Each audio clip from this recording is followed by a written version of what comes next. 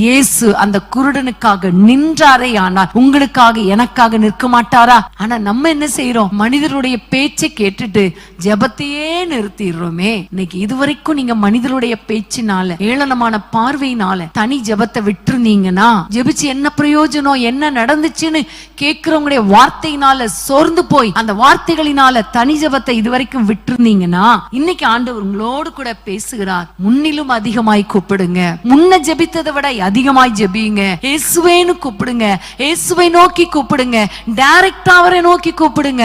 ஆண்டவர் உங்களோடு கூட பேசுவார், உங்களுக்காக நிற்பார். அன்னைக்கு நின்று உனக்கு என்ன வேண்டும் என்று கேட்டாரே, அவன் பார்வையடைய வேண்டும் என்று சொன்ன பொழுது அவனுக்கு பார்வை கொடுத்தார். இன்னைக்கு உங்களுக்காக அவர் நிற்கிற தேவன், உங்கள் ஜெபத்தை கேட்டு நிற்கிற தேவன், உங்களுடைய ஜெபத்தை கேட்டு உங்களுக்கு அற்புதம் செய்யும்படி உங்களுக்காக எழுந்து நிற்கிற தேவன். சோர்ந்து போகாதீங்க, ஜெபத்தை விட்டுறாதீங்க.